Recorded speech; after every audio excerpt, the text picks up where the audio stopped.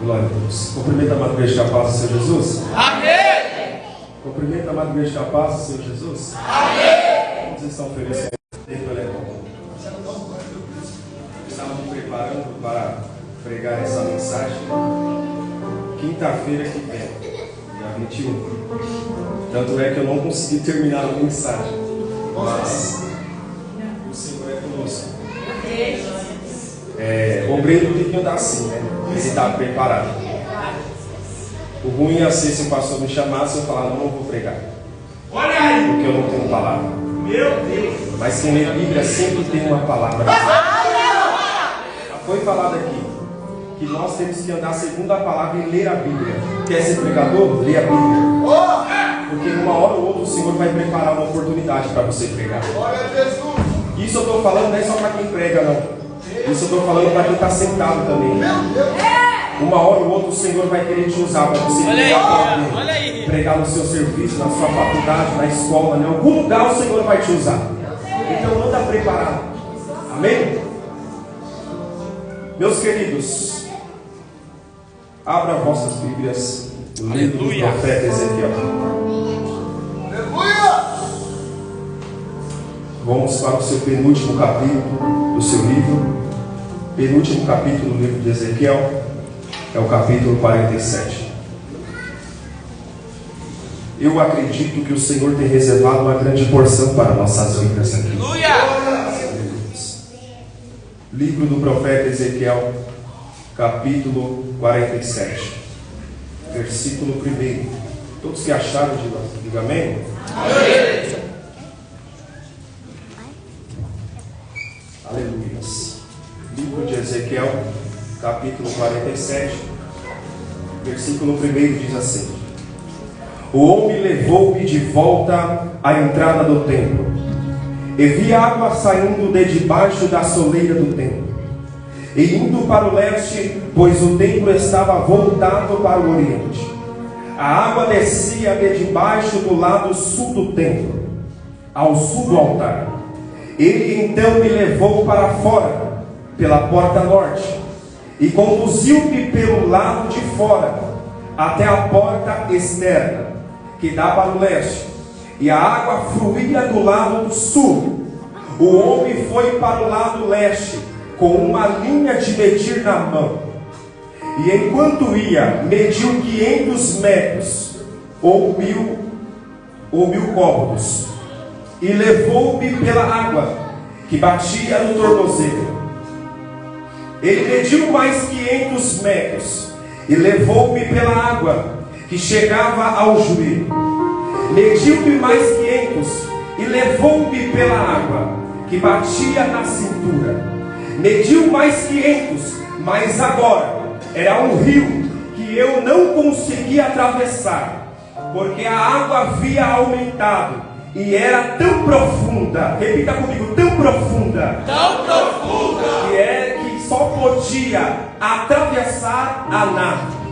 Era um rio que não se podia atravessar andando. E ele me perguntou: filho do homem, você vê isto? Repita comigo o versículo 6. E ele me disse: filho do homem, vê isso? Mais uma vez: filho do homem, vê isso? Pode se acertar, glorifica o nome do Senhor. Aleluia.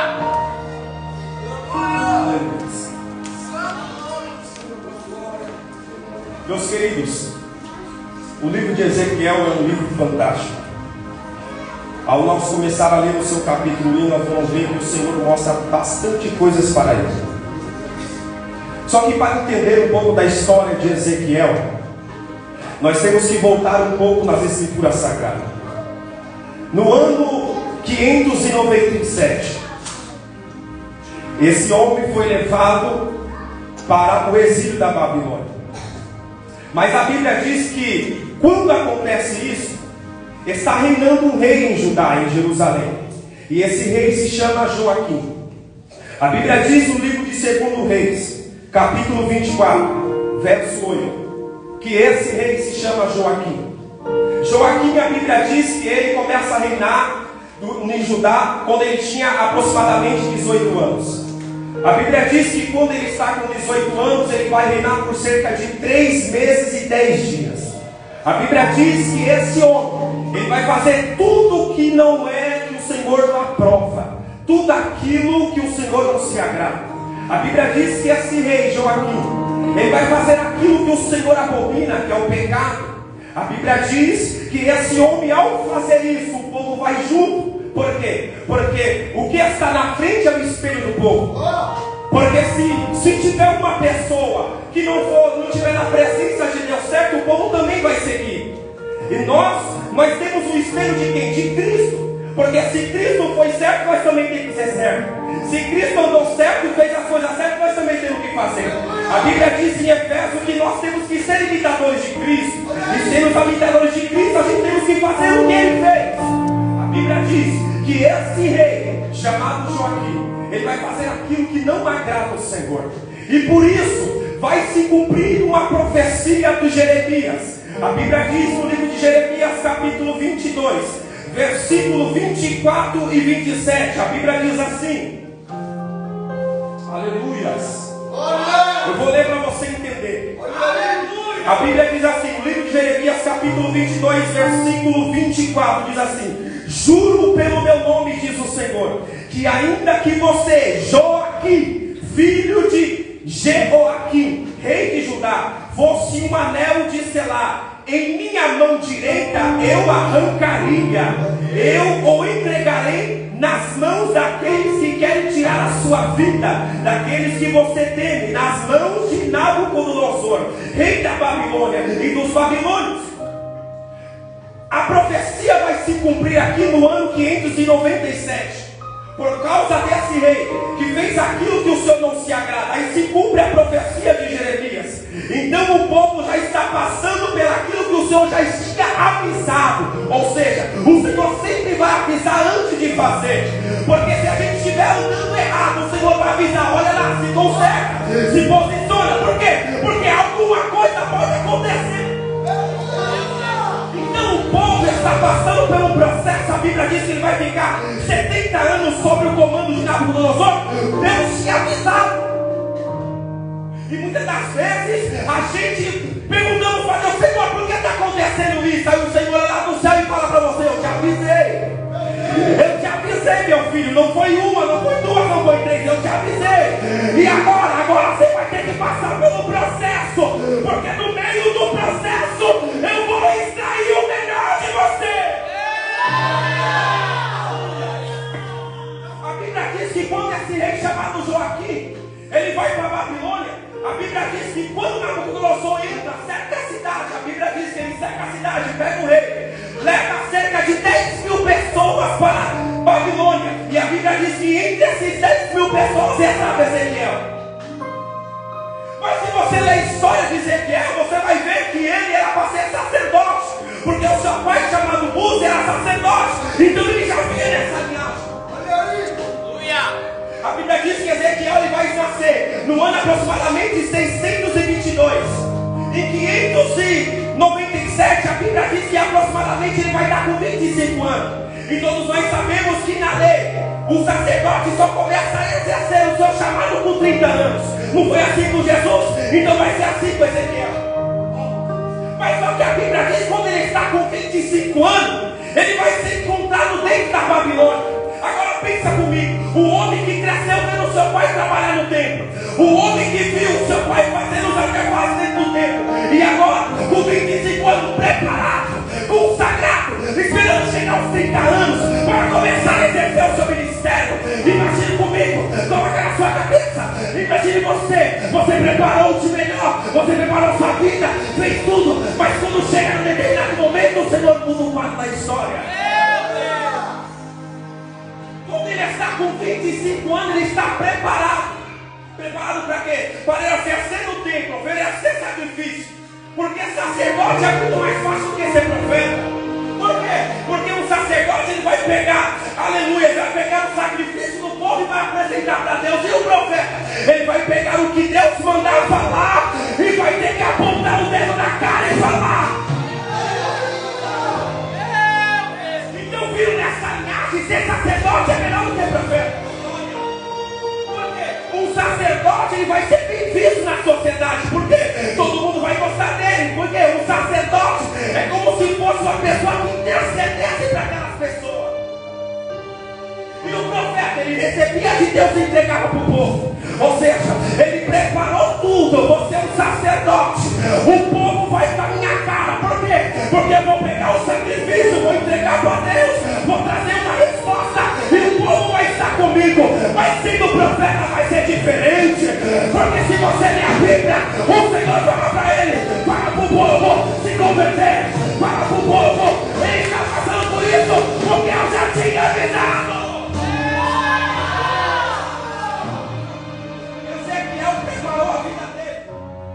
O Senhor veio na contramão e falou: não, meu filho, é isso que eu tenho preparado para você. Eu tenho coisa maior para você. Eu te chamei como profeta na terra. Não foi como sacerdote, não. Foi como profeta. Então abre essa boca e faça minha obra, Ezequiel. Vamos entrar nisso aqui. O Senhor coloca a palavra no teu espírito para você falar.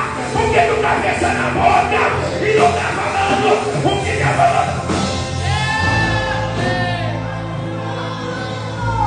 Você sabe por que as coisas não vão na tua vida? É porque você está deixando de ser profeta, quer ser sacerdote, mas o Senhor te chamou como profeta. Prega a palavra, fala o que Deus colocou no teu espírito, faça a obra. Eu vou deixar você adorar. Se tem profeta aqui nessa casa, já levanta a mão agora!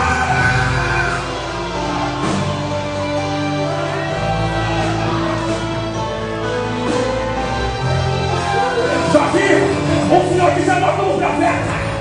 Pastor Zanabá, o Senhor te chamou como profeta. Hoje, o Senhor te chamou como profeta.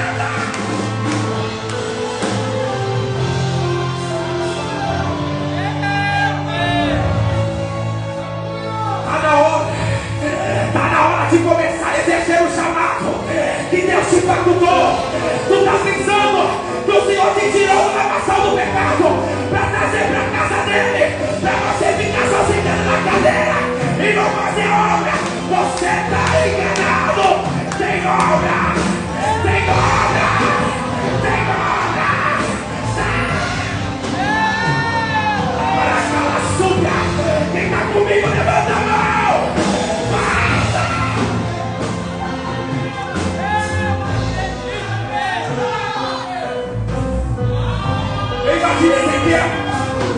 Senhor, mas eu preparei tudo. Eu vou exercer no templo. Senhor, a minha vida toda foi ser sacerdote. Mas e agora, Senhor? Eu vou ter que profetizar na Babilônia. Você vai ter que profetizar ele.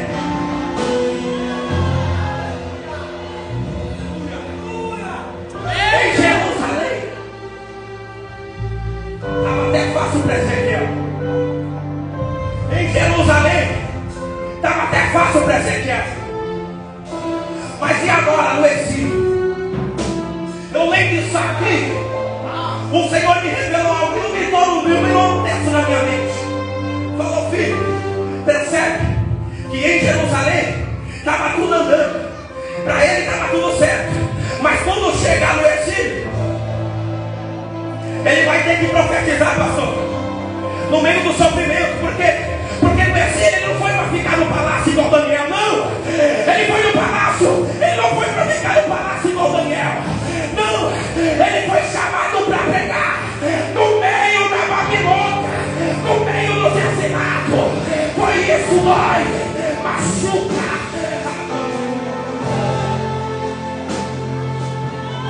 Ele preparou a vida dele todinha.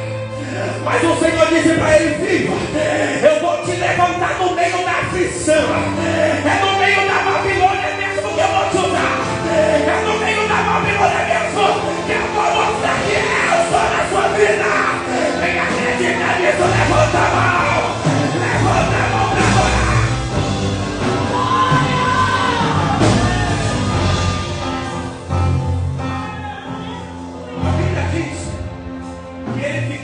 estabilizado num rio chamado Quebar. Eu vou falar uma palavra aqui que o presbítero Gabriel Nosso falou. Eu fui estudar. E quando eu fui estudar, eu vim entender que no rio Quebar, os exilados, ele ia lá no rio Quebar para orar. Meu Deus! Mas como assim? No meio da Babilônia, eles teve tempo para orar dele. Vou falar, Jesus. No meio da Babilônia, teve tempo para orar dele. E aí? Posso aplicar isso aqui? E por que quando acontece qualquer coisinha na sua vida, você para de orar? La baraca, la submantúria, la caracega. Porque quando a meu Deus, eu vou falar. Porque quando a porta se fecha, você também se fecha. Para de orar, para de buscar, para de fazer obra. Jesus te chamou para ser cabeça. Ora aonde ninguém quer nada.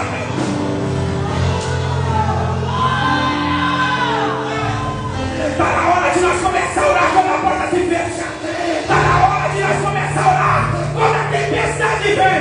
Está na hora de começar a orar quando tudo diz não para nós.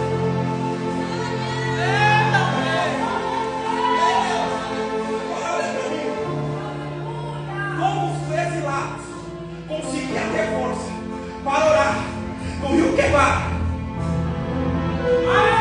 sendo escravo.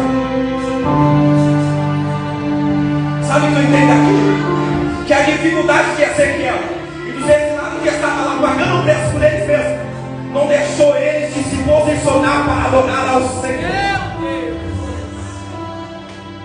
Ele sabia que tinha um tempo que eles iam ter que permanecer lá, mas no rio Quebar ele se ajudava para orar, independente da situação. Coloca a sua cara no pó.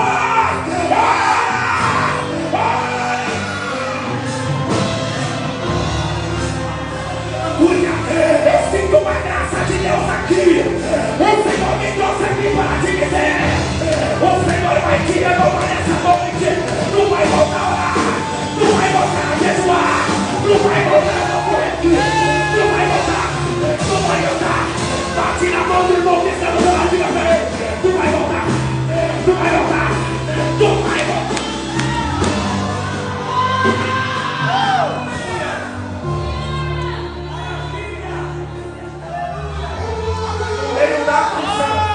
Ezequiel teve um tempo para orar. Eu imagino a oração de Ezequiel: Senhor, me tira daqui, Senhor. Está doendo, Senhor. Aí vem o Senhor lá de cima e olha para Ezequiel: Ezequiel, vem se ajeitando aí dentro, mas fica tranquilo. Nesse sedentário eu vou te abastecer. Nesse sedentário eu vou te transformar. Eu vou cuidar.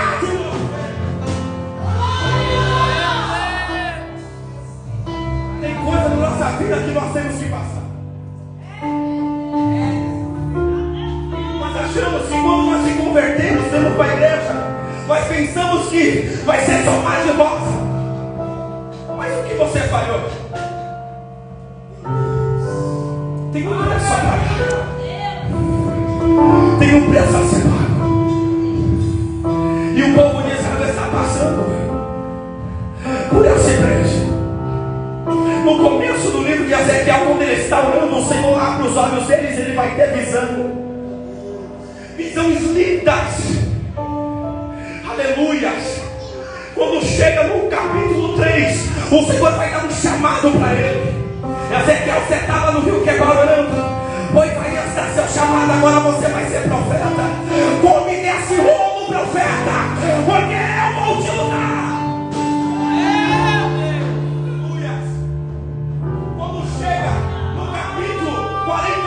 Já está no final das profecias de Ezequiel. Quando nós conhecemos a profecia, a visão que ele teve dos nossos servos, é muito pregado isso aqui. Mas quando eu estava lendo a Bíblia, o Senhor falou para mim: você não vai pregar Ezequiel 37, vai por 47, meu filho, porque eu tenho algo grande para revelar para você.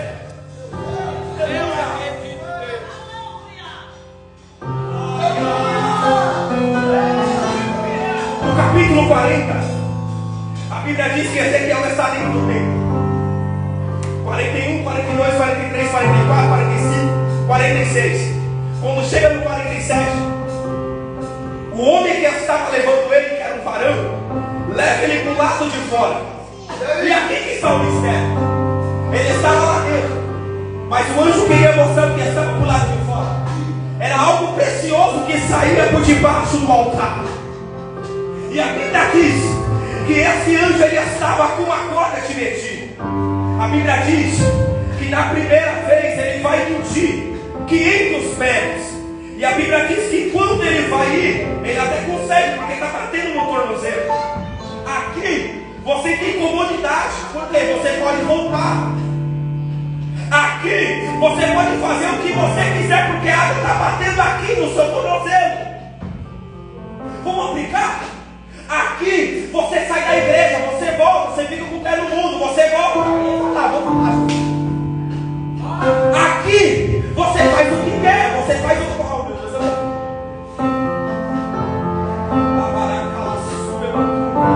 Aqui você fala da mão, oh meu Deus, eu vou falar. Você fala mal da vida dos outros. Aqui você fala, oh meu Deus.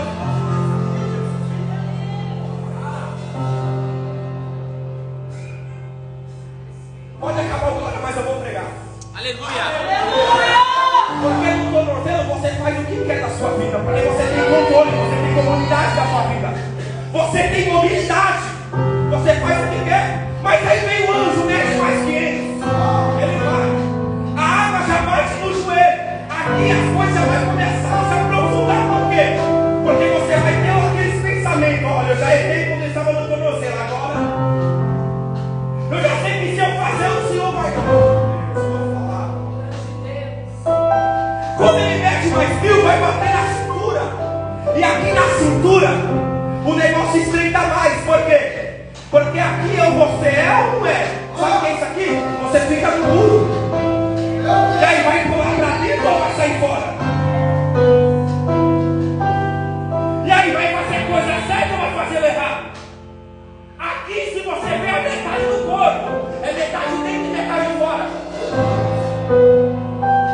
E aí vai tomar uma posição ou vai esperar Deus tocar em você? Eu vou pregar porque o Senhor me deu autoridade, então eu vou liberar. E aí vai tomar uma posição.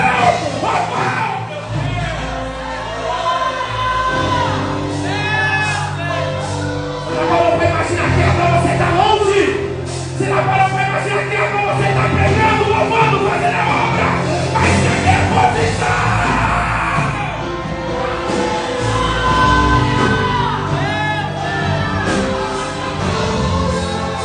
Cadê a posição? Cadê a posição? Cadê a posição?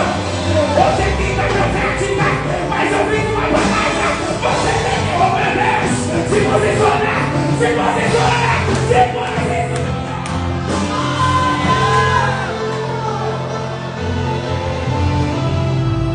Chega de chegar em casa e sentir aquele peso que está lá dentro. Eu vou falar lá dentro.